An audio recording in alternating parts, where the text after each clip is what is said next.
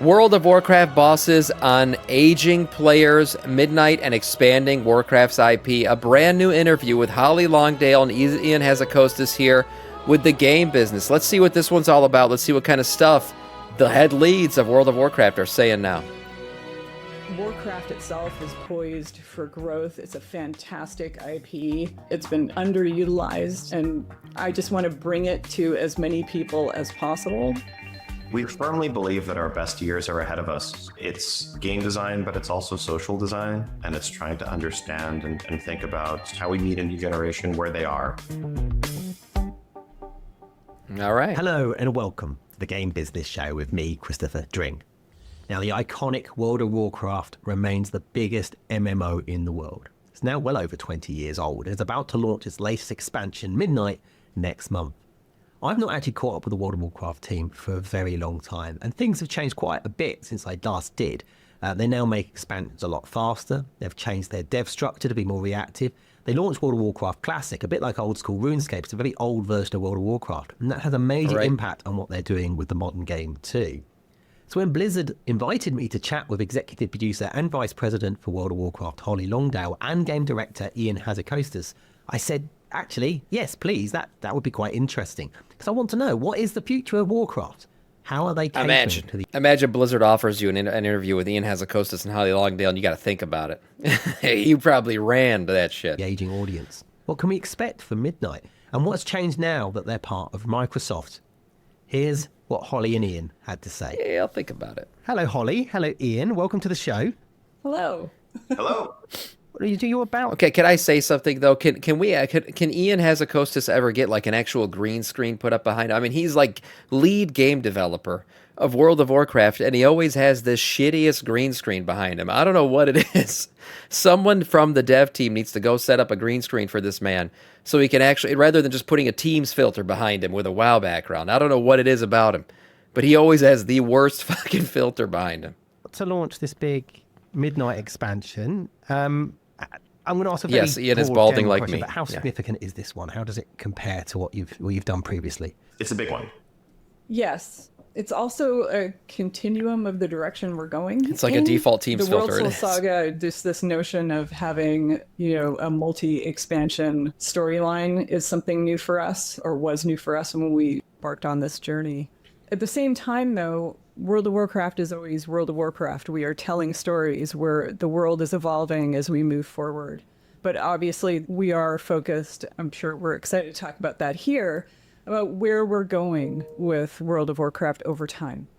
Everything you're seeing is a result of listening and observing, and what the team is passionate about, what we see the players are passionate about, how we watch player behavior.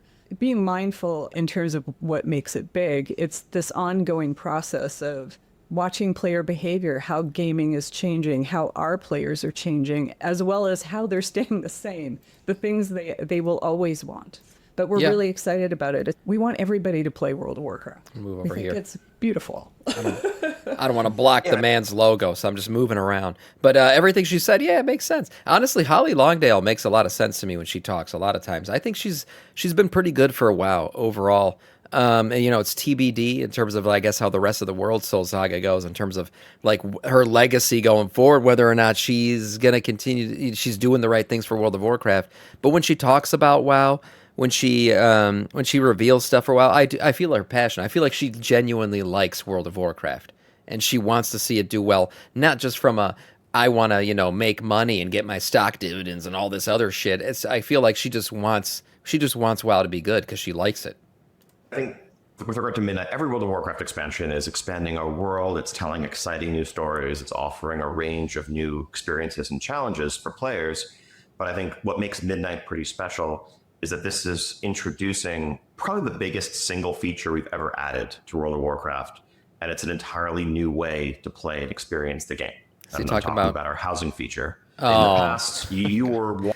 Okay, can we just say something about... I thought he was going to say Labyrinths, or, that new Delve system. Are we overselling housing a little bit? Like, has this gone too far? I feel like it has been marketed as like the leading feature of Midnight.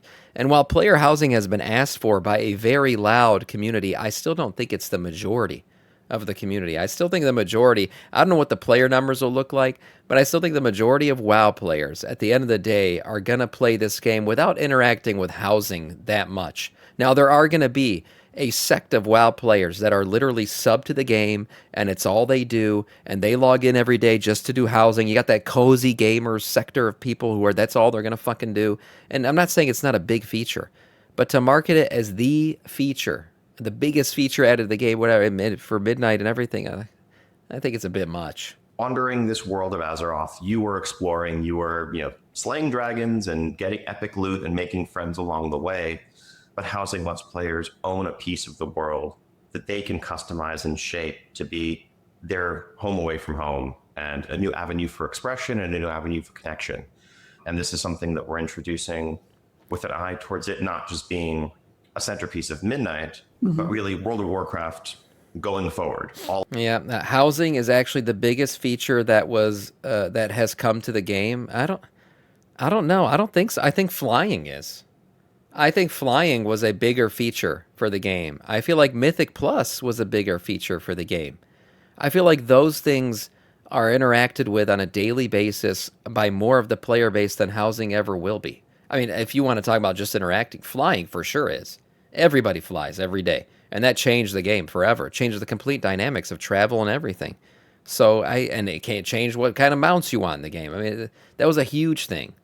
I don't know if I would say housing's the biggest thing added. I'm not saying it's not big, but I just feel like Blizzard's really leaning into it. Like they're trying to get all these cozy gamers to sign up for WoW.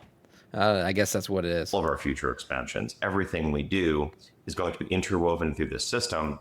And so it's exciting, a little bit terrifying rolling it out and seeing, millions of players jump in and begin to experience it. But it's probably, one of the biggest changes I can think of in the game's history.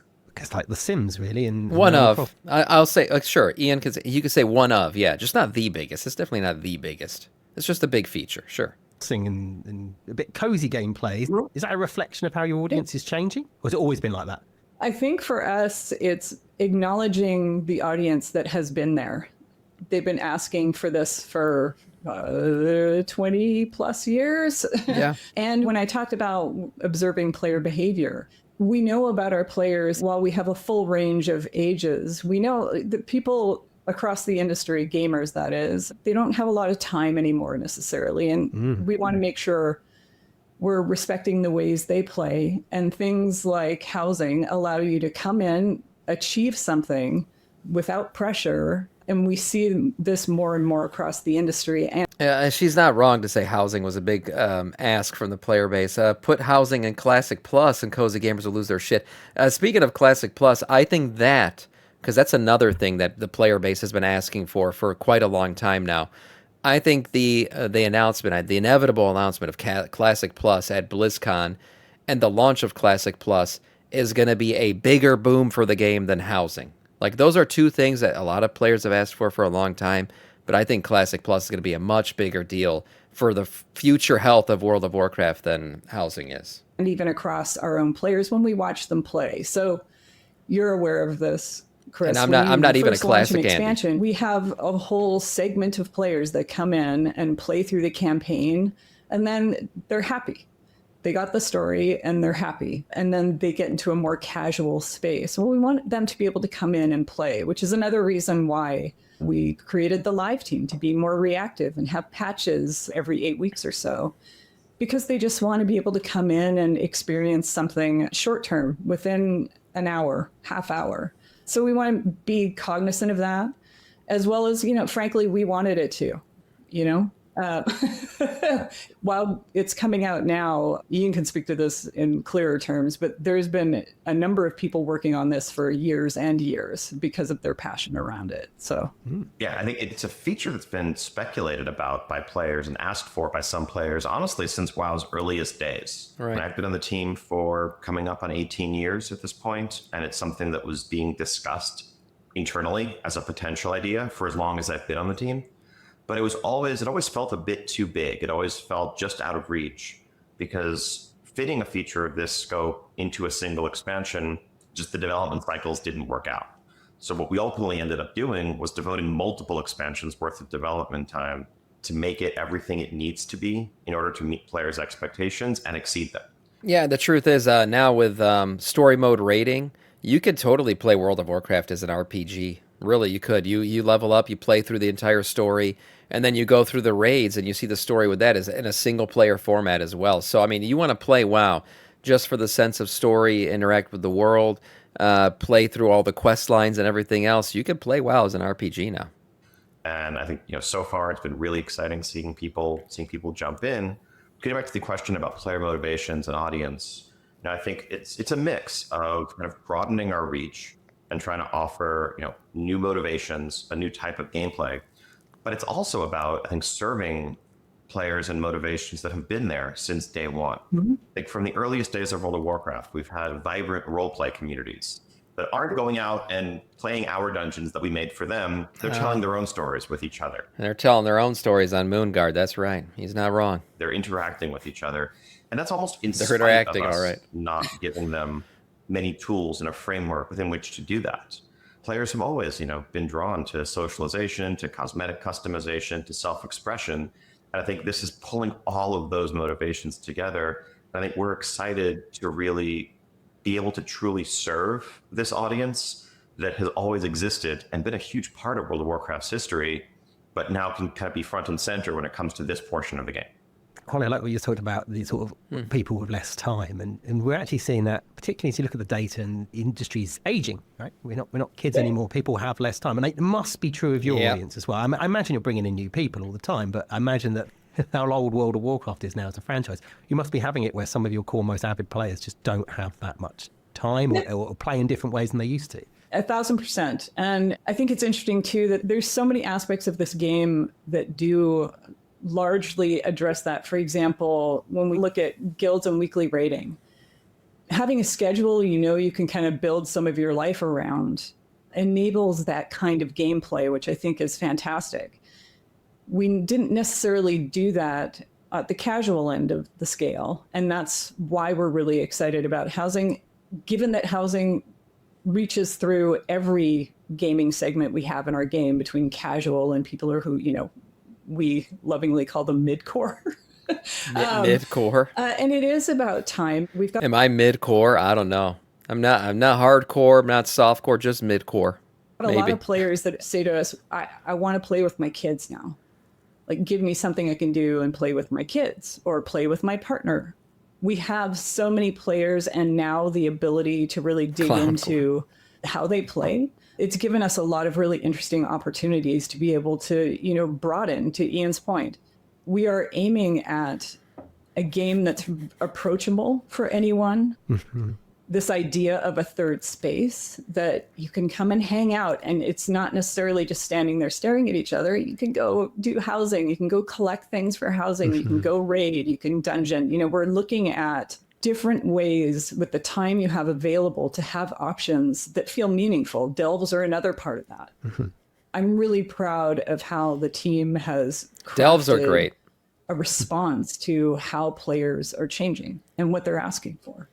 I like the idea that at some point in the probably not too distant future, you're going to have a generation of players that grew up with World of Warcraft who are now retiring, and suddenly these situations reversed, and you're going to have a very active audience with lots of time on their hands, and they want a very different thing. What's the average? What is it, like 65 or something, like retirement age here in the U.S.?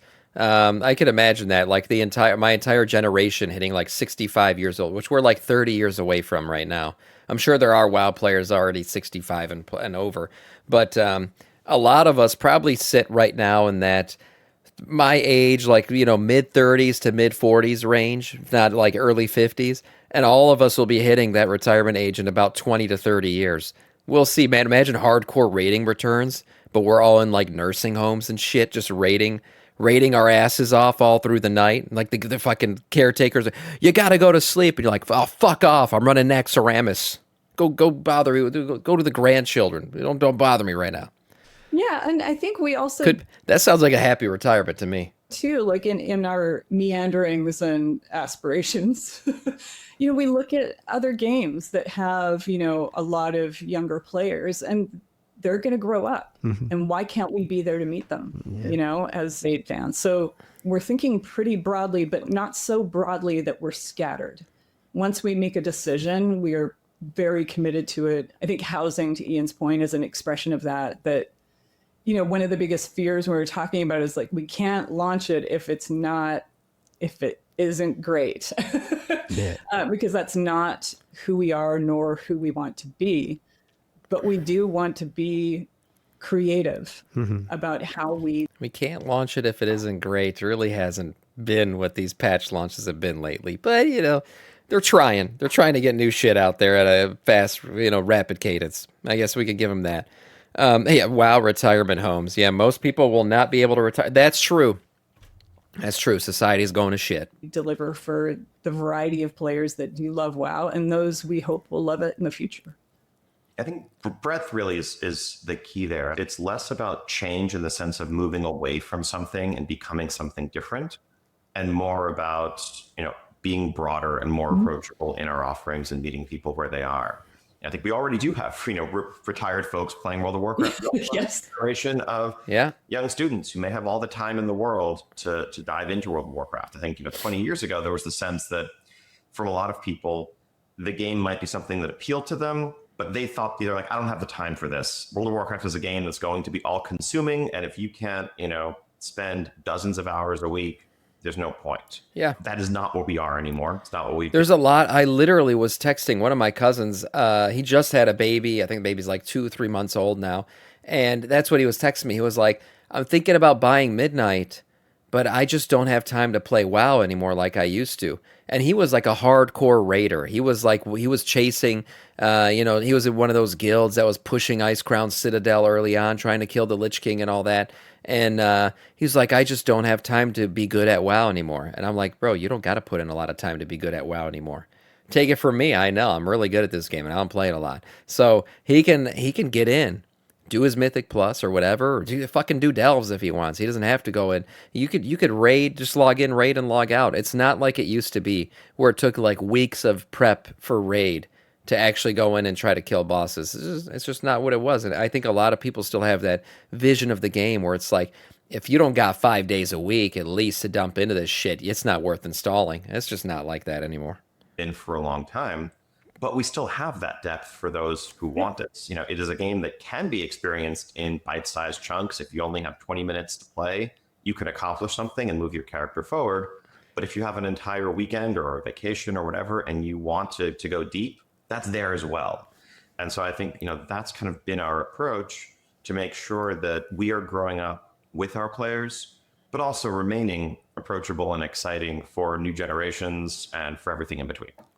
How is the objective to sort of deliver faster expansions? I know that's been going on a while now, but how has that been going? Have you learned anything unexpected from that? They're doing it. I'm not sure I'd say unexpected. We've learned a lot. It's very challenging. It is a trillion-piece puzzle, and I think just organizationally, the team changed a lot, so we could bring focus. So we have actual teams dedicated to each expansion and dedicated to live, and we have a team dedicated to housing.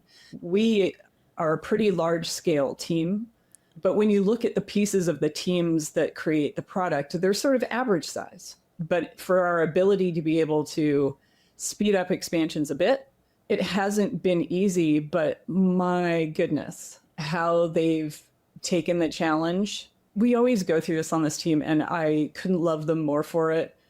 We scope things so that they're reasonable and doable, and they always do more than we expect. Sometimes, most of the time they tell Ian. But a lot of the time they're, hey, I added this thing. Because that's the level of passion that is required, not the time, the passion. They find ways to do things without too many compromises to themselves. They're just so creative and innovative and passionate about what they deliver to players to always give them that 20% more somehow.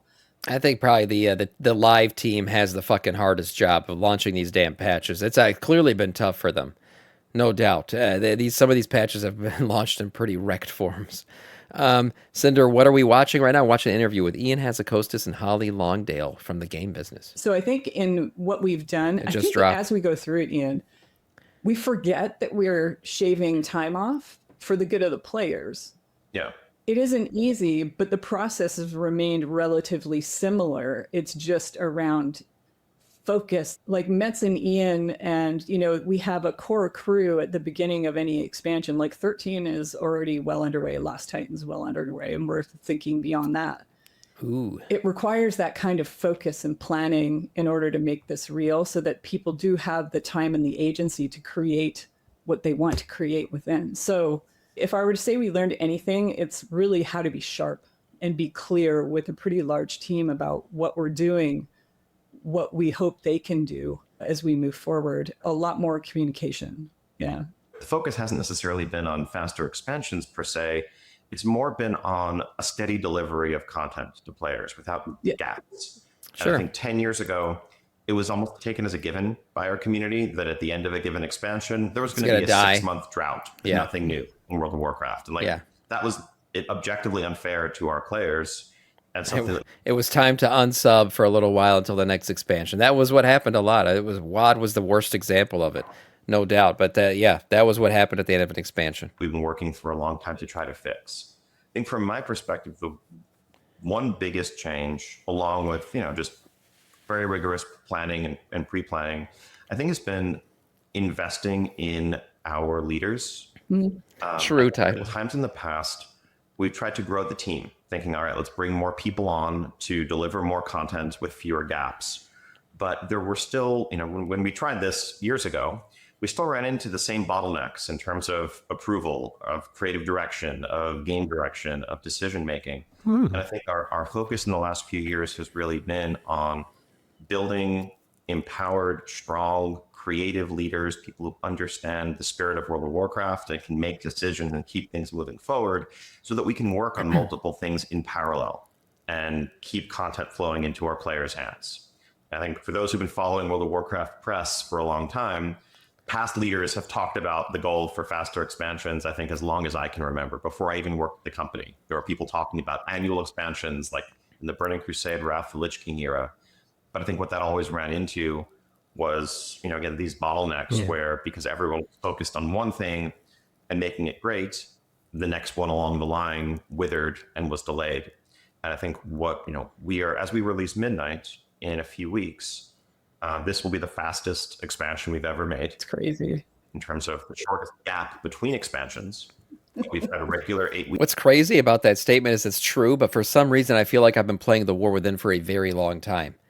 But usually we would have had another season of this, which is crazy to me because I don't think I want another season of The War Within. But typically we would have had a season 4, new dungeons, new shit, maybe a revisiting of the old raids like they kind of did recently in Shadowlands and Dragonflight. But we're supposed to have another season. We're not even having that. We're just cutting into Midnight, which is crazy to me. But I'm happy. I'm happy about it because I am ready for a new expansion. Content updates all along the way. No corners cut, no faded compromises in season. terms of what we're delivering to our players, and no sacrifices to quality. And I think most importantly, perhaps, no sacrifices to team health. I think I can truly say, which may be a rarity in the game industry, though thankfully that's starting to change more. This is an expansion that was made without crunch. This was an expansion that was made without telling the team, all right, we need to come in weekends and stay late and work harder. We did this smarter instead of pushing our team in unsustainable ways. Because at the end of the day, we're going to keep making this game for years and years and decades. And this is a marathon, not a sprint. And we need to treat it accordingly, both when it comes to supporting our team and supporting our players. Well, that's a very thorough answer. I like that. Any follow-up questions I might have had were summarily handled. Well, one thing I'm always fascinated with, because I live in Cambridge, so I live near Jagex, and their thing with RuneScape and RuneScape, old school RuneScape, I find that absolutely fascinating. I know that's completely transformed that company, and obviously I've not spoken to you since the classic version of World of Warcraft, which was just ages ago now. But so I'm interested to know, what have you learned from that? What's that done since bringing that out? Classic? Yeah. that was my starting point on World of Warcraft, I think a few months after it launched. I think for the internal There's a big classic Andy community out there, and I think they learned a lot about.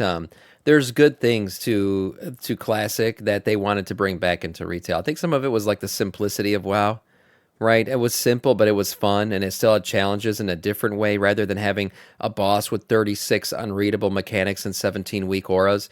There were boss fights that were enjoyable just for the sake of being enjoyable, fun mechanics to do, and difficult in their own way. And I think they're trying to get back to that in retail. So I think they did learn a lot from classic relaunches. team, it was unexpected. For those of us on the outside, it was like, well, obviously, Gigantic challengers, yeah. But the That too. scale and scope of it outpaced anything anyone could imagine, not just in numbers, but in audience and passion. They are completely different for the most part than modern players. Oh, sounds okay. They behave differently. They want different things. We don't have a whole lot of crossover between both games. Really? So that team is listening very keenly to that audience, and they always have, even in terms of pacing of patches. And it's all very engineered for the audience that is specific to Classic. Oh, wow.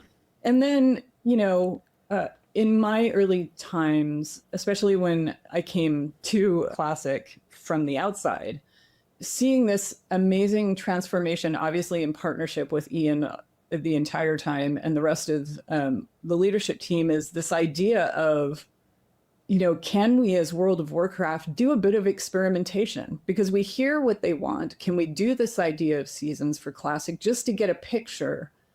What do they really want? And in some cases, they created it themselves, like hardcore. And we thought the ability to pivot on the Classic team and create hardcore and launch it as an official realm, like that, to me, that's what we're aiming for.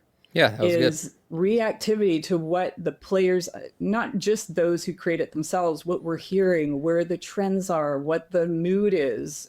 And I think, some of them are bigger lifts, like housing. And Classic, it's on a long journey of, I hate to say discovery given season of discovery, but we're in a very exploratory space with Classic, and we are listening.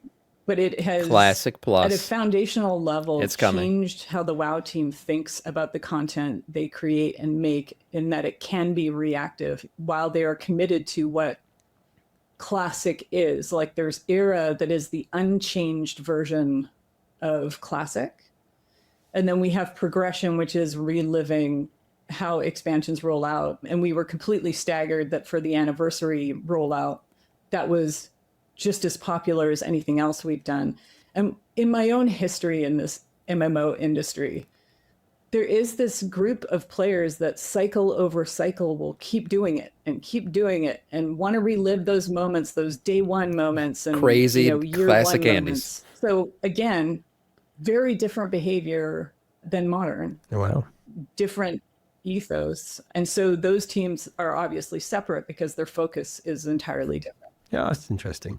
Yeah. So I know we're not talking about Classic really, but I just find it fascinating because Jagex barely change anything in old school RuneScape. They've been they're terrified of upsetting that core players, like something like 70% or whatever of people have to agree to any changes they make. And it sounds like you've got almost multiple different versions of how you approach it, which is even also interesting, fascinating. That's how we started. Like when we first relaunched Classic in 2019, the mantra at the time was like literally hashtag no changes. It's what our community wanted. The community viewed this 2004 game as the perfect game. And we went out of our way to even reproduce bugs and to reproduce quirks in the game. In combat. After I think once a community was playing the game, now it's a living organism. And like any MMO, it belongs to them as much as it does to us. And I think they came to the realization that there are areas where they would like to see change. They would like to see some things tweaked. And I think that gave the team license to begin to experiment. And yeah, it's just been a fun example of the broadening of the opportunities and avenues that we try to offer to the World of Warcraft community. I mean, they are largely separate games at this point, largely separate communities, but all part of, all under this World of Warcraft umbrella and part of our community worldwide. Yeah, I always talk about Classic. I don't play it, But I talk about it and the health of it because I do think it matters for World of Warcraft as a whole. And those guys are paying their subs just like retail Andes are paying their subs. And all of it goes into the big pot that is the continuation of World of Warcraft. So for us to have a healthy classic community, I think is good for retail. And a healthy retail community is good for classic, right? Neither one can really exist without the other anymore because the game will just, they just won't have the sustainable player base that it does right now to really develop cool new shit at a very fast rate. Fascinating. You've been part of Microsoft now for quite a while. They've obviously got a load of things they do when it comes to servicing, but you obviously are even more experienced in many other ways than they are. How Did you see Holly's face when you said you've been part of Microsoft for a while? It looked like she was going to throw up. Jeez, what was that? You've been part of Microsoft now for quite a while. They've obviously got a load of things. She's going to cry. She hates Microsoft. Oh, no. What? Maybe I'm reading into it too much. I don't know. Looks like she ate something sour. I don't know. They do when it comes to servicing. It's like how fucking Microsoft. Even more experienced in many other ways than they are. How have you found life under there? There's been a lot of collaboration, a lot of working together. I think honestly, one of the best things about it has been, like we get on calls She's gonna say one thing, but her face said another thing. with the Elder Scrolls That's just her team. face. We Yeah, talk maybe. to them. We get insights from Minecraft and chat with them, and it does unlock all this opportunity that probably would have been there if we made the phone call. But other than that, we don't really feel their presence. Like we don't feel a Microsoft presence. I think they've been very trusting and supportive of the work we're doing. Yeah, To interesting. say the phrase, keep cooking, like keep doing what you do. And we're doing that with insights and sharing knowledge with other teams and having visits with them. And I think that's one of the joyous things. And the other side of it too is looking at all the opportunity that, being part of Microsoft can deliver for our players. Like where are the opportunities there for, as we want WoW to on grow. Xbox. And there's, probably some obvious glaring topics in there. But that to me is WoW on Game Pass. I mean, that's the one that I've always wanted because I pay for Game Pass anyways. I wish that WoW was just a Game Pass thing, but it's not. where the Probably opportunity won't be. lies. I've only seen it so far consequential only in the positive way. They've been inclusive. We get to hear and see really cool things that are coming up that we wouldn't see otherwise. Oh, great. But honestly, it's the connections and learnings, especially from Elder Scrolls and Minecraft and other live service games where, what can we share? What can we learn? Where are we going? What are we seeing? It's fantastic. Okay. I'm going to go back to something you said earlier, which was around What else? Why do I pay for Game Pass? Really, it's my kids. I mean, my sons both we have an Xbox and they both have laptops and I have the PC / regular version of Game Pass. I got into like Age of Empire again and all that shit. But really, it's like the Minecraft and all that stuff. Like they just download games, play them, and then delete them. Game Pass is it's nice. I like it. I know they raised the price on it. It is what it is. But I think I get my money's worth out of it just from how much games my kids play off of it. And if it ever included the WoW sub, I mean, that would be great for me. That'd be a nice one. sometimes you just want to try stuff. I'm interested in this because obviously you want to listen to the players. That's the whole strategy. If you've got a successful live service business, you listen to the players, you react to the players, and that's what we've talked about throughout this whole chat. But also, you're creators, you're artists, right? You want to come up with new ideas and innovations and stuff. You want to give players things they didn't even realize they wanted, right? So how do you strike that balance between wanting to create and innovate and just break stuff, and obviously also the most important thing, which is making sure we react to what they're saying? I think listening to players is less about hearing them say, we want X, and then going and making X. It's more about them telling us what they enjoy, what they're frustrated with, what they wish there was more of, and both, telling us through forums, through social media, through in-game feedback, but also just through data, through their behavior, and making sure we have, good analytics so that we're understanding what our silent majority or plurality of players are actually doing with their time, the people who aren't necessarily going to forums or to X or whatever to talk to us. Right. And then, just trying to serve those motivations. I think one of the most exciting features that we've added to WoW in recent years, Holly referenced it earlier. It was a feature called Delves that we added in the War Within expansion. Delves were that are good. basically, They are very dynamic, solo or small group dungeons that rather than needing a pre-made group to do, you can just You guys are talking about the damage meter launch in the chat. The thing about it is they have been listening to feedback though. They continue like almost every week add features to the damage meters that people are asking for. So it's being iterated on. It's not like they told us, well, here it is and deal with it, however the fuck it is in its current state. No, they're adding to it. They're iterating on damage meters. I think damage meters will get there. do on your own. Just like in your own everything time. else. It just takes That's time. not something players were explicitly asking for, but what we were seeing was that there were tons of players who played solo, who maybe played with a single friend, who engaged with the game deeply, but then kind of hit a wall at our end game where it felt like you needed to join a large group in order to progress further, in order to do anything. And so, understanding that gap, understanding this audience's need is a big part of what led us to say, okay, we're going to prioritize really adding a true deep end game for them. And that's become and remains a pillar of World of Warcraft today and going forward. And I think it's something that, some players, it was interesting to see a lot of our loudest players, frankly, a lot of our influencers, content creators, were skeptical about the feature when it was initially announced because it wasn't for them. Right. They were already enjoying going into raids with 15 other people or whatever, and kind of wondered, like, why is Blizzard wasting their time on this thing? Turns out delves are, one of the most popular features we've ever made. They just weren't great. aimed necessarily I at think delves our are great. hardcore audience, but it's what players needed. Yeah, that must be difficult when you've got so many different audiences, all different shapes and sizes, all wanting different things. It's hard. It's really hard not to react and not to overreact. So, grateful that we have all these avenues to collect data so we can try and get the true story, not the story of the moment, And I think it's one of the hallmarks of World of Warcraft. I think from a developer's perspective, boy, is it challenging. Well, it would be so much simpler if we could just pick one or two play styles and say, okay, we're going to make the game for these players and we're going to hyper serve them. And it would be much easier for everyone and it would be a far worse game. And I think part of the magic of World of Warcraft is that you can have a dozen different people who all identify as serious WoW players. You could sit them around a table and ask them what it is that they like about the game and what they do when they log in. And you could hear a dozen different stories. But all of those people cohabit the same interconnected MMO world. And that world is so much richer for all of those different perspectives than it would be if we just picked one or two play styles and said, okay, we're going to cater to those. I even think one of the communities that they've neglected for quite a while now is PvP, and I feel like they're giving it a little bit more attention in Midnight. We'll see if PvPers actually get some love. I think they deserve some love. I do. I feel like they've been neglected for a while now. But Midnight's supposed to introduce some new PvP stuff, even that open world PvP zone and stuff. So we'll see if the PP returns to PvPP. At the expense of everything else. And I just wanted to say, when you were asking about, how do we make sure we, as creators, are doing what we think players want? And, we have all this information at our backs, but really, like, even when we talk about the inception of an expansion, if we take Last Titan, for example, it's sitting in a room and it's like, we're gamers.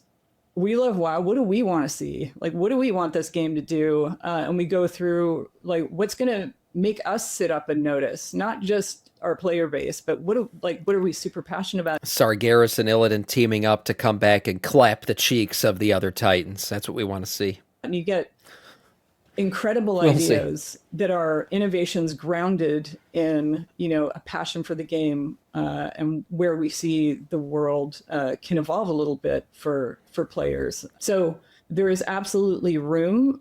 I'm really proud of the team and the fact that we go in informed.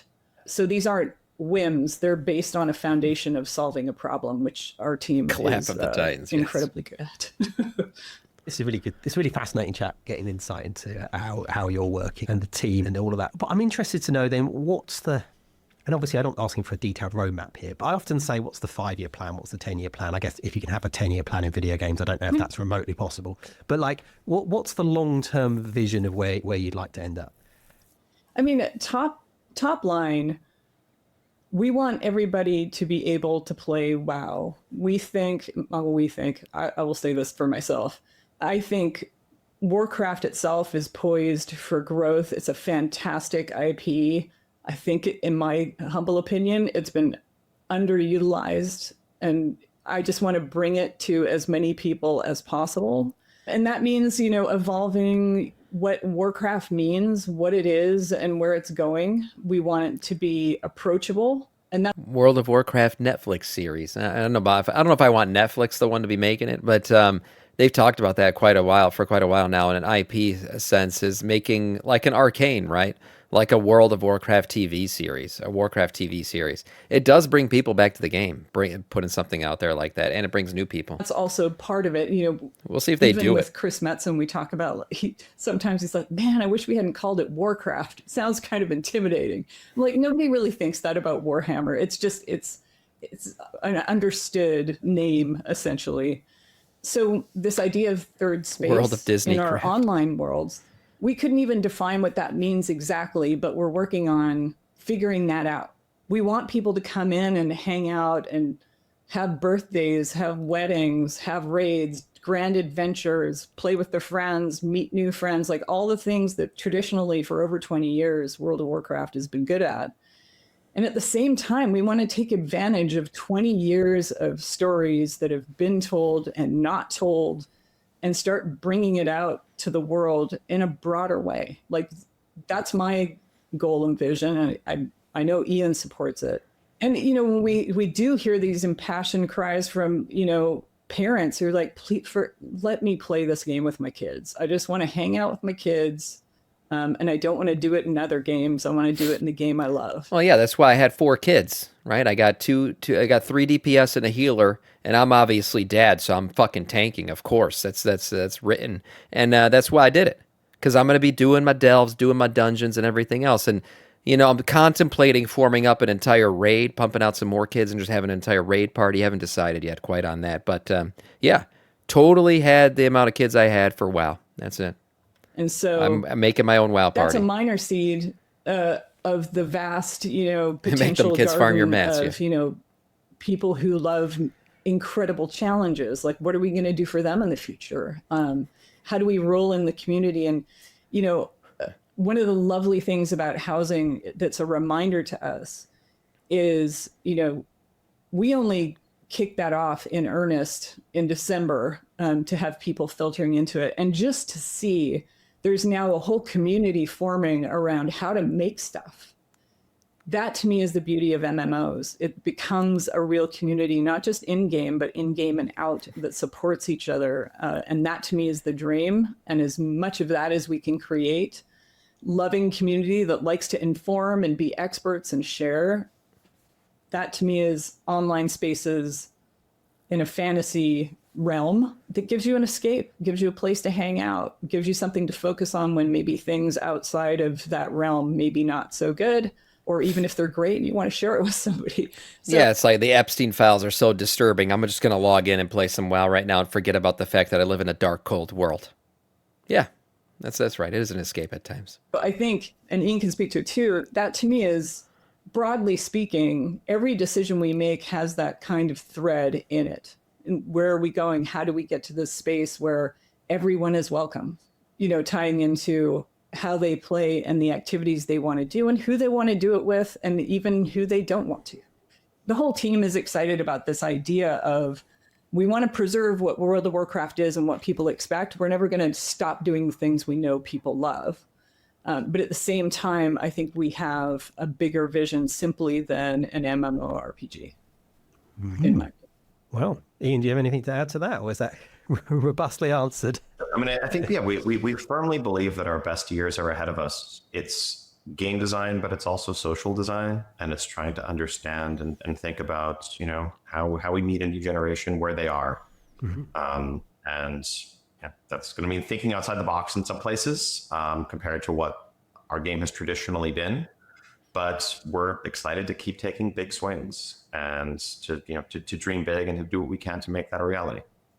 Brilliant. I'm conscious of the time, and I know that you're building up to the launch of the expansion. Now you're doing stuff in game and having sort of getting people. So you're right in the midst of it. So I'll let you get back to it. But Thank you so much, Ian. Thank you so much, Holly, for joining us. It's a fascinating to see Warcraft. And I do honestly believe that in like 20 years' time, we're going to get a load of retired people just flooding back in. I'm looking forward to 40th anniversary. My generation getting. I mean, a bunch of them still play, but some of them don't have as much time anymore. So. Oh, we can hang out. You can join our guild. Imagine they solve like male pattern baldness, and I return to my teenage years, right? Like full head of hair and playing WoW all the time in my retired life. Like it's like a direct correlation. I lost hair, WoW time went down, but then I regained my hair and WoW time went back up. That could happen. Yeah, looking for WoW parties in the old in the retirement homes. It'll happen. I believe it. I believe it will happen. Thank you so much. Cosplay could be a thing, by the way. Oh, yeah. Well, there's somebody linked me to an esports team of people, pensioner esports teams. I think it's great. That's going to happen. It's happening. I'm in. We're still in the early days of video games. Thank you, Ollie. Thank you, Ian. I really enjoyed that. Thank you. It's been a pleasure. Thank you so much. Appreciate it. That's it for this week's episode of the Game Business Show. Thank you to Holly and Ian for joining me. I actually thought that was a really interesting chat. I didn't know what to expect, and I have sort of a burning urge now to go back and play a bit more Warcraft. We will be back, of course, with more news, analysis, insight, and interviews in the days and weeks ahead. If you want to make sure you don't miss an episode, head to thegamebusiness.com right now and sign up for our newsletter. Until next time, thank you for tuning in. Nice.